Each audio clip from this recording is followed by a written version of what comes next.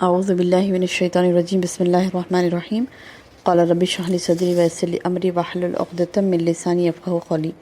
سامعات السلام علیکم ورحمۃ اللہ وبرکاتہ۔ اسماء الحسنہ کے سلسلے کو جاری رکھتے ہوئے آج جس اسم کو ہم سیکھنے جا رہی ہیں وہ ہے المؤخر، معنی ہے پیچھے کرنے والا۔ پچھلے ہم نے پڑھا تھا المقدم، اس کا معنی تھا آگے کرنے والا، اور آج کا اسم ہے المؤخر، پیچھے کرنے والا۔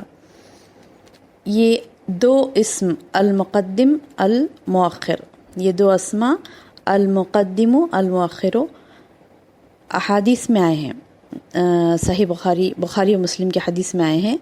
سیدنا ابو موسیٰ اشعری رضی اللہ عنہ نبی کریم صلی اللہ علیہ وسلم سے بیان کرتے ہیں کہ آپ دعا پڑھا کرتے طویل دعا ہے، اس دعا کے بعد میں اللہ کے رسول صلی اللہ علیہ وسلم یہ فرماتے کہ انت المقدم و انت المؤخر و انت علی کل شیء قدیر، اے اللہ آپ ہی مقدم ہیں اور آپ ہی مؤخر ہیں اور آپ ہی ہر چیز پر قادر ہیں۔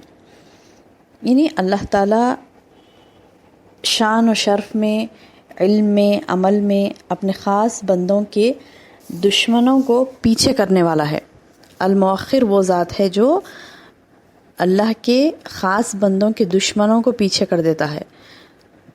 اللہ تعالیٰ نے انسان کو اشرف المخلوقات بنایا اور اس کی ہدایت کے لیے انبیاء اور رسول مبعوث کیے۔ جو لوگ دین پر عمل کرتے ہوئے تقوی کی راہ اختیار کرتے ہیں، انہیں تو اللہ تعالیٰ عز و شرف سے نوازتا ہے، لیکن جو سرکشی کی راہ اختیار کرتا ہے اسے دنیا اور آخرت میں پیچھے اور ذلیل و خوار کرتا ہے۔ المؤخر اپنے دین کے دشمنوں کو ذلیل و خوار کرتا ہے اور دین کی خدمت کرنے والوں کو اور دین سے محبت کرنے والوں کو، اللہ والوں کو مقدم کرتا ہے۔ وہ اپنی حکمت سے جسے چاہتا ہے اور جب چاہتا ہے پیچھے کرتا ہے، علم میں، عمل میں، حکمت میں، عز و شرف میں۔ اسی لیے اللہ کے رسول صلی اللہ علیہ وسلم ہمیشہ آخری تشہد میں دعا کیا کرتے تھے۔ آخری تشہد کی دعاؤں میں یہ ایک دعا بھی ہے جو بخاری و مسلم میں آئی ہے، اللہم اغفر لی ما قدمت وما اخرت وما اسررت وما اعلنت وما اسرفت وما انت اعلم به منی انت المقدم وانت المؤخر لا الہ الا انت۔ اللہ جو ہم سے پہلے گناہ سرزد ہو چکے انہیں بھی بخش دے، اور جو بعد میں ہوئے ہیں، جو پوشیدہ ہوئے ہیں، جو ظاہر ہوئے ہیں، جو دانستہ یا نادانستہ ہوئے ہیں، ان تمام کو تو معاف فرما۔ تو ہی اول ہے، تو ہی آخر ہے، تیرے سوا کوئی معبود نہیں۔ انت المقدم و انت المؤخر، جیسے میں نے پہلے آپ کو کہا تھا کہ یہ دو اسما حدیث میں آئے ہیں، مرفوع حدیث ہے، اس مرفوع حدیث میں آئے ہیں، اور یہ حدیث میں جو دعا آئی تھی یہی دعا ہے وہ جو تشہد کی دعاؤں میں آتی ہے۔ اللہ کے رسول صلی اللہ علیہ وسلم اسے آخری تشہد میں مانگا کرتے تھے یہ دعا۔ بہرحال اللہ سبحانہ و تعالیٰ مقدم ہے اور وہ مؤخر بھی ہے، یعنی وہ کیا کرتے ہیں اللہ تعالیٰ؟ روک دیتے ہیں۔ مؤخر ہے یعنی کیا کرتے ہیں وہ؟ جیسے مقدم آگے بڑھانے والا ہے، مؤخر کیا ہے؟ پیچھے کر دینے والا، روکنے والا۔ تو یہ پیچھے کر دینا، روکنا کیا ہے کہ یہ بندہ، یعنی بندے کو اللہ نے دنیا میں آزمائش کے لیے بھیجا ہے، اسے یہ دنیا آزمائش کی جگہ ہے، یعنی اسے اللہ نے آپشن دیا ہے کہ وہ آگے بھی بڑھ سکتا ہے، پیچھے بھی ہٹ سکتا ہے۔ یعنی آگے بڑھنے والے کو اللہ تعالیٰ آگے ہی بڑھاتے ہیں اور پیچھے ہٹنے والے کو پیچھے ڈھکیل دیا جاتا ہے۔ تو یہ دو بھی کام کرنے والی ذات اللہ سبحانہ و تعالیٰ ہی کی ہے کہ اللہ تعالیٰ ہی آگے بڑھاتے ہیں، اور جو پیچھے ہٹتا ہے تو اللہ تعالیٰ اسے پیچھے ڈھکیل دیتے ہیں۔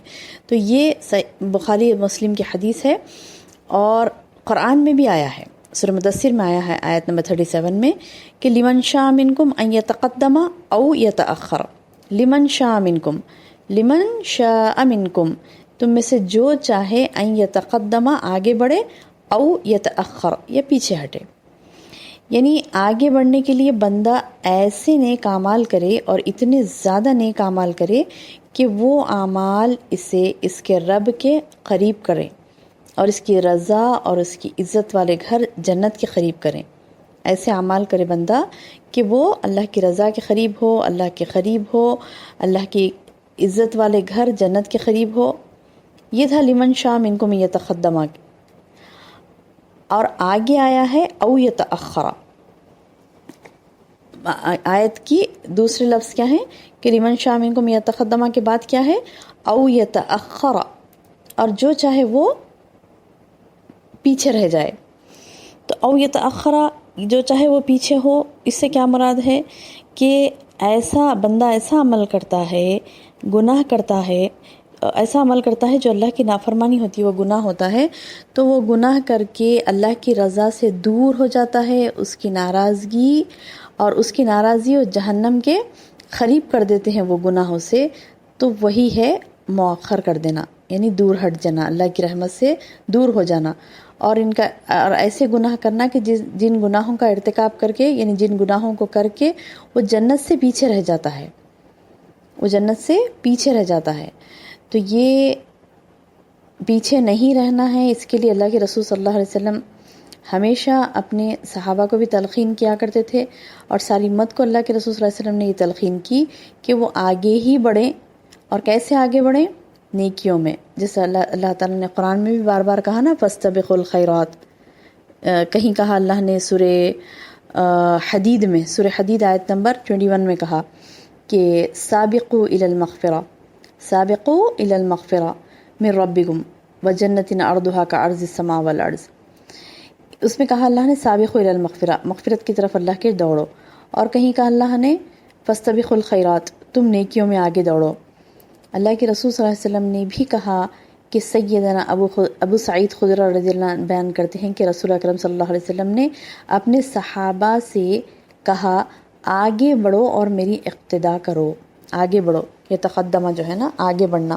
تو یعنی اللہ کے رسول صلی اللہ علیہ وسلم نے بھی آگے بڑھنے کی تلقین کی، اور اللہ تعالیٰ نے بھی قرآن میں بار بار کہا آگے بڑھنے کے لیے. اور اللہ تعالیٰ نے اپنا اسم یہ رکھا کہ وہ آگے بڑھانے والا ہے. تو اسی لیے ہمیں اللہ تعالیٰ کی اس اسم مقدم اور مؤخر پر ایمان ہو. اور یہ ایمان کا نتیجہ یہ ہوتا ہے، اس اسم پر ایمان کا نتیجہ یعنی اللہ تعالیٰ ہی مقدم ہے، اللہ تعالیٰ ہی مؤخر ہے.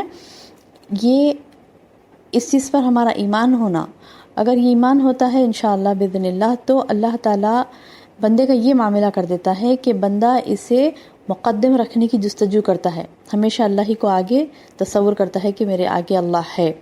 جسے اللہ نے مقدم رکھا ہو اور جسے اللہ نے مؤخر کیا ہو وہ اسے مؤخر رکھتا ہے. جیسے نبی کریم صلی اللہ علیہ وسلم کا یہ اس چیز کا خیال رکھتے تھے، آپ صلی اللہ علیہ وسلم اس چیز کا خیال رکھتے تھے کہ جو اللہ نے مقدم رکھا اسے مقدم رکھتے تھے اور اس سے آغاز کرتے تھے. جیسے ایک ایگزامپل ہے کہ اللہ کے رسول صلی اللہ علیہ وسلم صفا سے سعی کی شروعات کی اللہ کے رسول صلی اللہ علیہ وسلم نے. اور دلیل کیا دی کہ قرآن کی جو آیت ہے اللہ تعالیٰ نے شروعات میں پہلے صفا کا لفظ آیا پھر مروہ کا، ان الصفا والمروہ من شعائر اللہ. تو پہلے صفا کا لفظ آیا تو اللہ تعالیٰ پہلے صفا کا لفظ استعمال کیا، صفا پہاڑی کا. تو اللہ تعالیٰ نے کیا کیا، اللہ کے رسول صلی اللہ علیہ وسلم نے کیا کیا، سعی کی شروعات صفا سے کی. اور اسی طرح وضو میں بھی اللہ تعالیٰ نے آیت وضو جو ہے، جو وضو کے بارے میں آیت نازل ہوئی ہے اس میں آیا ہے فَغْسِلُوا وُجُوهَكُمْ، پہلے وجہ پیشانی چہرہ دھونے کا ذکر آیا ہے. تو اللہ کے رسول صلی اللہ علیہ وسلم نے جیسے وہاں پر جو بات مقدم جو بات مؤخر ہے اسی طرح سے سنت وضو کی سنتیں بتائی کہ وضو کا جو ترتیب ہے، ترتیب کی جو سنت ہے وہ اللہ تعالیٰ کی آیتوں کے مطابق، یعنی اس بات میں بھی اللہ کے رسول صلی اللہ علیہ وسلم مقدم کیا ہو مؤخر کیا ہو اس چیز کا بھی خیال رکھتے تھے. تو ہمیں بھی چاہیے کہ ہم بدرجہ اولا ہر چیز میں خیال رکھے کہ اللہ تعالیٰ ہی مقدم ہے اور اللہ تعالیٰ ہی مؤخر ہے. دین کے تمام امور میں یہی خیال رکھا گیا. اسی طرح جسے اللہ نے مقدم کیا اسے مقدم رکھیں، اور جس کو مؤخر کیا اس کو مؤخر رکھیں. جس کی محبت میں مقدم ہونا ہے اسی کی محبت کو مقدم رکھیں. جس سے بغض دشمنی مقدم ہے اس سے بغض رکھیں. یہی ایمان کا کڑا ہے، جسے مضبوط پکڑیں گے تو انشاءاللہ باذن اللہ کامیابی ہوگی. اللہ تعالیٰ سے دعا ہے کہ اللہ تعالیٰ ہم تمام بہنوں کو کامیاب کرے. آمین یا رب. السلام علیکم ورحمۃ اللہ وبرکاتہ.